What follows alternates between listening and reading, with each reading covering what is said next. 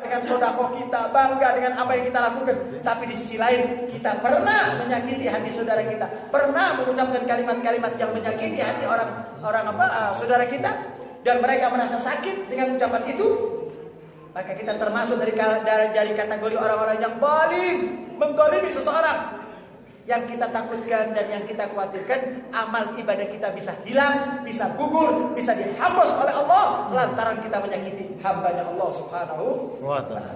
Jadi madlum, hati-hati, jangan sampai kita memberikan kalimat-kalimat kepada seseorang yang akhirnya mereka meneteskan air mata sedih dengan ucapan itu, maka kita akan mendapatkan ganjaran dari Allah Subhanahu wa ta'ala. Hubungan dengan manusia. Yang ketiga, kembali lagi hubungan dengan manusia. Hati-hati, jangan sampai kau teteskan tetesan air mata kedua orang tua kita. Ini luar biasa ini orang tua. Ini luar biasa. Nih. Tetesan air mata orang tua itu bisa memadamkan api kemurkaan Allah dan bisa mematikan api keridhaan Allah. Tetesan orang tua, ketika kita mampu menangiskan orang tua dengan tetesan keridhaan, akan mendapatkan ridhonya Allah, dan itu akan mematikan api nerakanya Allah. Tapi sebaliknya, tetesan air mata kedua orang tua kita karena murka kepada kita, karena marah kepada kita, bisa menghidupkan kembali api kemurkaan Allah. Hati-hati dengan orang tua. Hati-hati. Jaga ucapan, jaga perilaku, jaga perbuatan. Jangan sampai mereka meneteskan air mata karena kesedihan kepada kita. Jangan sampai mereka meneteskan air mata karena ulah perilaku kita. Jangan sampai mereka meneteskan air mata karena perbuatan dan ucapan kita. Demi Allah, segala amal kebaikan yang kita jalankan, amal kebaikan yang kita kerjakan dengan satu tetesan air mata yang keluar dari seorang ibu atau dari seorang ayah, akan mampu membakar kita di neraka jahanam. Segala bentuk kebaikan yang kita lakukan, apa saja amal yang kita kerjain, segala bentuk ketaatan kita kepada Allah, pada saat kita menyakiti hati seorang ibu, pada saat kita menyakiti hati kedua orang tua kita, menyakiti saja sudah dilaknat sama Allah Ta'ala. Menyakiti saja akan mendatangkan berkahnya Allah. Bagaimana kalau ucapan kita sampai meneteskan air mata kesedihan? Ya Allah. Para ulama mengatakan menggetarkan arusnya Allah. Murkanya Allah serentak akan datang kepada anak tersebut. Nah, kita lihat, kita berapa kali terkadang kita membuat sedih hati orang tua kita. Kalau kita mau kembali ke belakang, berapa kali kita membuat sedih hati orang tua kita? Berapa kali kita membuat nangis hati orang tua kita? Membuat bingung hati orang tua kita? Terkadang kita keluar kemana saja kita nggak tahu bagaimana perasaan orang tua kita, bagaimana perasaan ibu kita. Kita jalan saja, tenang-tenang saja, tapi kita tidak pernah berpikir bagaimana keadaan orang tua kita di rumah. Membuat bingung saja orang tua. Ini mendatangkan berkahnya Allah Subhanahu wa ta'ala. Jaga kedua orang tua kita, pelihara kedua orang tua kita. Kalau nggak bisa ngomong, mending diam. Jangan sampai mengucapkan kalimat-kalimat yang menyinggung hati dan perasaan orang tua. Saya tidak berbicara tentang bagaimana nangisnya orang tua. Kalau orang tua sudah nangis, naudzubillah, kecewa saja. Saya sering ceritakan bagaimana Allah SWT menceritakan di dalam Al-Quran. Bukan satu, bukan dua ayat, banyak sekali ayat-ayat yang menceritakan tentang bagaimana kemuliaan orang tua, dan menceritakan bagaimana siksa azab kepada siapa? Kepada orang-orang yang berani kepada kedua orang tua. Hadisnya banyak, bukan satu, bukan dua hadis, ratusan hadis yang menceritakan tentang bagaimana kemuliaan orang tua dan bagaimana azab buat seorang anak yang durhaka kepada kedua orang tua. Jaga kalau kita menginginkan kebahagiaan di dunia akhirat. Jaga orang tua kita, berikan kalimat-kalimat indah kepada mereka, yang sopan kepada kedua orang tua kita, yang tunduk patuh kepada kedua orang tua. Maka pintu kebahagiaan, pintu kesuksesan, pintu keberhasilan akan kita dapati.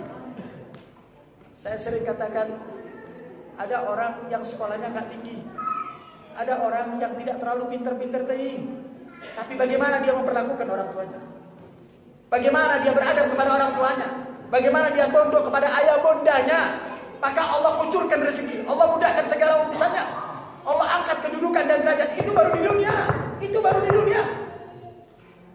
Belum nanti di akhirat, belum di dunia. Belum ada sejarah orang yang taat, yang tunduk dan patuh kepada orang tua di dunia sengsara. Tidak mungkin. Catat omongan Habib. Di dunia kalau kita taat sama orang tua, tunduk dan patuh kepada orang tua, mustahil hidup kita susah. Mustahil. Catat. Enggak bakalan. Walaupun mungkin pendidikan kita rendah, walaupun mungkin kita tidak punya keahlian, tidak punya ilmu, tapi berkat daripada kita taat sama orang tua, berkat daripada kita tunduk sama orang tua, Allah tunjukkan kemuliaan. Allah tunjukkan. Allah kasih kemudahan. Allah kasih kegampangan segala urusan kita. Tapi jangan coba main-main dengan orang tua. Jangan coba main-main dengan orang tua. Ini manusia-manusia agung. Ini nggak boleh kita main, nggak boleh. Hati-hati dalam berucap, hati-hati dalam berkata, hati-hati dalam berbuat apapun kepada orang tua kita. Jangan pernah membanding-bandingkan dengan orang tua dengan siapapun yang ada di kolom bumi ini. Orang tua kita tidak tertandingi kecuali Habibina Muhammad. Orang tua kita tidak akan pernah tertandingi dengan siapapun manusianya di kolom bumi ini.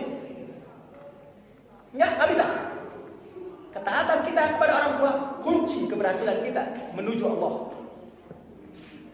Ketika kita durhaka kepada orang tua kita, kedurhakaan itu akan membuat mara bahaya, akan membuat kehancuran, akan membuat kehabisan dalam hidup ini. Susah orang hidup ketika dia durhaka kepada kedua orang tua. Jadi jangan sampai kita mengucapkan kalimat itu, bahkan sampai mengeluarkan air mata, orang tua kita nangis gara-gara mikirkan kita. Ini yang akan mendatangkan murkanya Allah Subhanahu wa ta'ala. Jaga tiga manusia ini. Yang pertama anak-anak yatim, yang kedua orang-orang yang terzalimi, dan yang ketiga kedua orang tua kita. Pelihara ini semuanya, ini hubungan kita dengan manusia, maka insya Allah Allah akan bikin kita keselamatan, Allah bikin kita kebahagiaan, Allah bikin kita kesenangan, Allah bikin kita kesuksesan dunia wal akhirat. Amin ya rabbal alamin. Mudah-mudahan yang singkat ini manfaat untuk kita semuanya, sehingga kita pulang dari tempat ini bisa mengamalkan ilmu kita dan diberikan oleh Allah hamba-hamba yang saleh dan salihat. Amin ya rabbal alamin. Kalau waktu ada, dia masih tenang-tenang saja.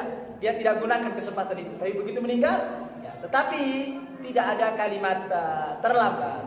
Boleh-boleh saja. Tetapi sebagian ulama mengatakan orang-orang yang demikian itu dia akan terima ganjaran dulu di dunia. Dia akan terima ganjarannya.